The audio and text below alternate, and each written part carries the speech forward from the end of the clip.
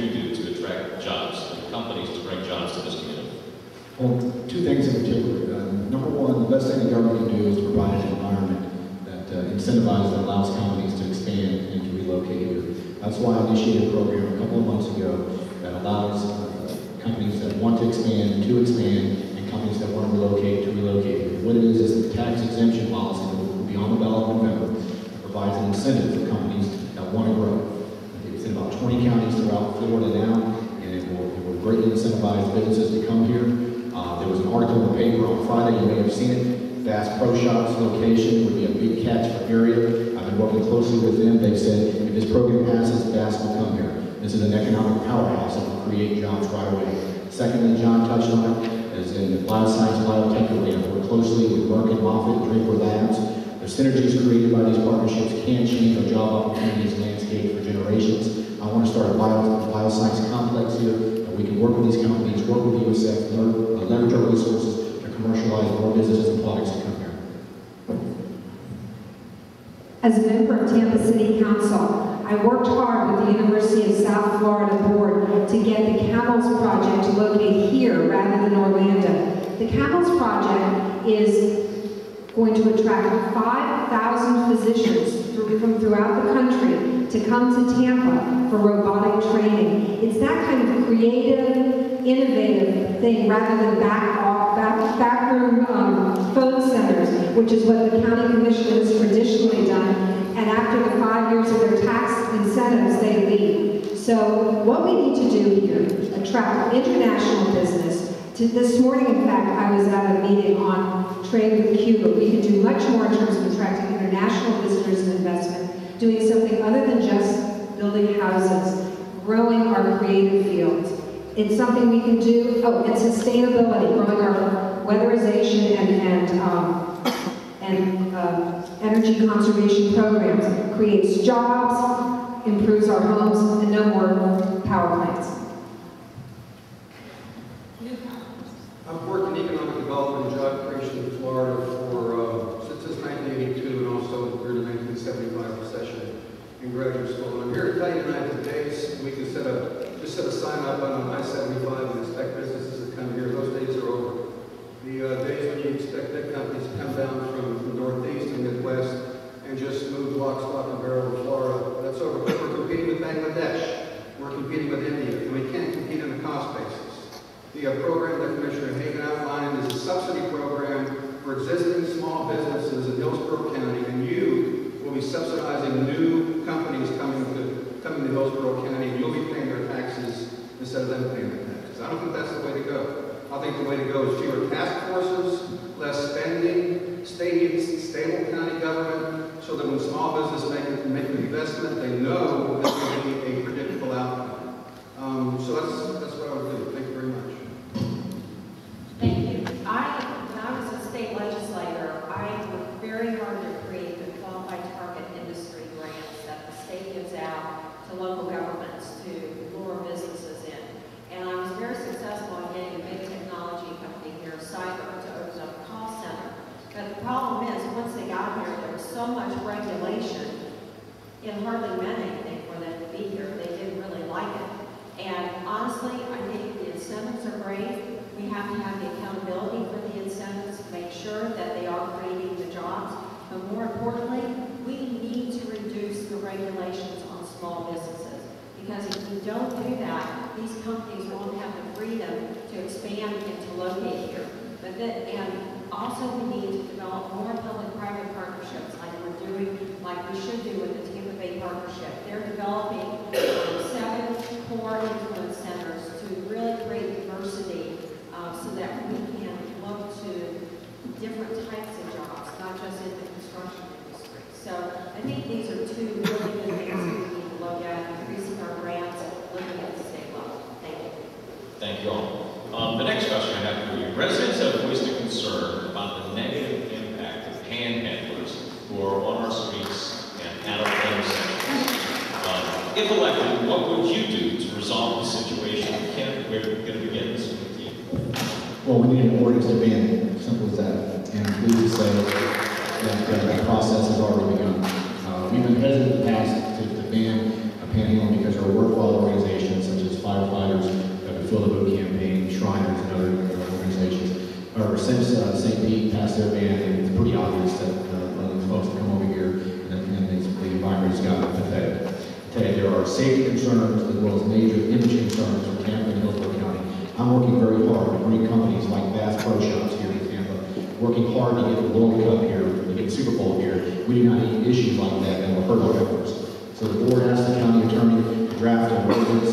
We've also formed a committee to come back with input and recommendations on this. We're having an update during our board meeting tomorrow, and I'm confident within a couple months we'll have an ordinance passed that bans panhandling in Hillsborough County.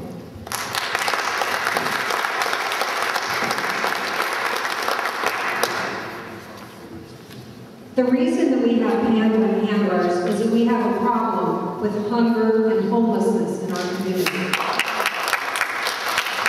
And it's been shocking to me when people complain about the panhandlers making them uncomfortable, that we don't all feel a great responsibility in addressing these problems.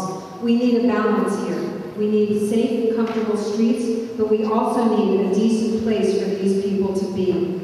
And I think that through working with our homeless coalition, we can begin to address that concern. I think that sweeping a problem away is not the mature, responsible position of our community. We need to provide a safe place for these people to be so that they are not desperately standing on our street corners. And I know that we can address this, and I know that we can solve it without putting the firefighters who are collecting for worthy causes and people selling newspapers out of business at the same time.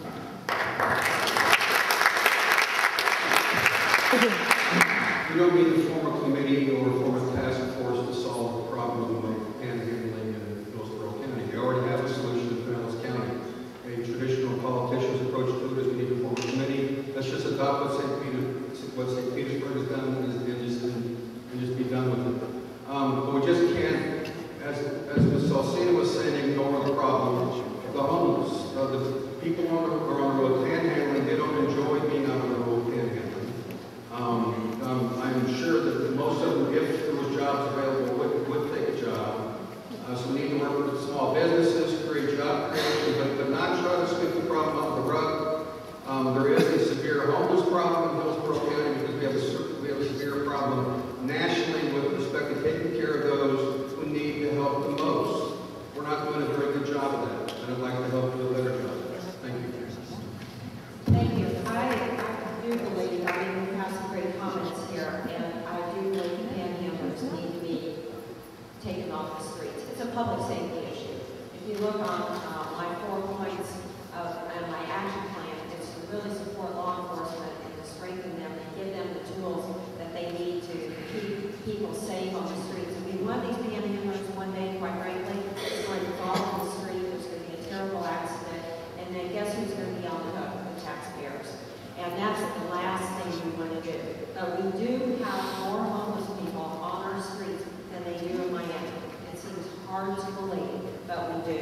And this is an issue that I think is like a pot simmering on the stove. It's something that needs to be addressed in the future by the county commission. And I have a lot of experience working with the homeless coalitions throughout the state. There are a lot of good ideas out there, and I believe that we can really get together and come up with a good solution to the problem.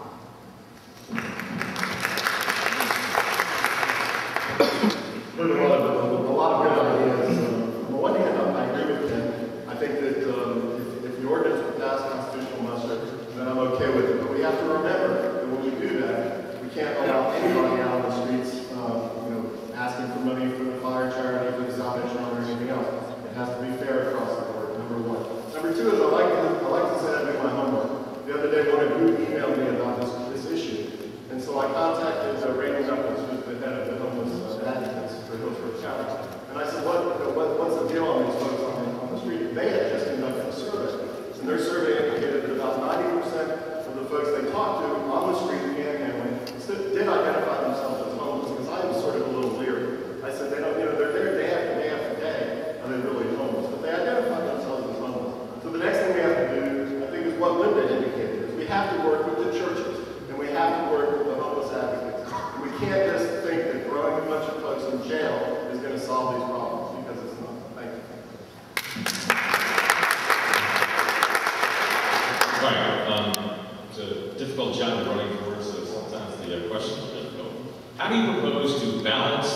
budget in a minute or less. In the face of decreasing property tax revenue. Linda. That's a challenging question. The county budget is going to be tough this year, next year, and the following year, because as we all know, our property taxes, which is the main source of our income, is going down, and the cost of doing business is going up. We can start with overtime. Did you know that the county pays a tremendous amount of overtime, and that's the least effective way to use our limited resources? So I would critically examine that rate of expenditure and trim it and be more efficient. Secondly, we have the opportunity to do a lot more collaboration between the city and the county and get rid of duplication. As a person who's served for so many years with the city, I have a good sense of what we're doing, and I believe that we can be much more efficient. And I have some specific departments in mind, like call centers, but there are many, many more things that we can do that will save us money and still provide the same quality of service to you, the people in our community. Thank you. The first place I would start is staff salaries. Back in the mid-1990s, the Board of County Commissioners had a study commissioned by Civil Service Board to look at staff salaries. The staff salaries across the board with the county were increased to be in line with what the private sector is paying. Well, guess what's happened in the last 2-3 years? Private sector salaries have gone down. County salaries also need to be adjusted and then taken down. The highest paid staff in the county, with county government make a lot of money. There's a lot of folks that make more than $100,000 a year, a lot of folks that make more than $80,000 a year. Now, it's unfortunate the Board of County Commissioners doesn't have subject area experts that can do some of their own research themselves and need these folks to do the research for them. I think we can reduce staff salaries, and that would cut across the board with retirement, with Social Security, and would reduce and help us balance the budget. Thank you. Thank you. When I was in the state legislature after 9/11 hit, we were faced with a really vast decline in revenues coming into the state, and we had to go into special session and go into immediate reduction in spending and immediate cuts. So I have a lot of experience in doing this. I know administrative overhead is high in the county through salaries, benefits. There are many areas I believe that we can go to look at reductions in spending, but we have to learn to live within our means. I mean, that's what you all do every day within your own budgets with your families. I think it's time to bring families to the government table and help us, make us aware of what things are priorities, what we need to spend on, and look at it surgically so that we do not take children out of aftercare programs, we don't take seniors out of programs.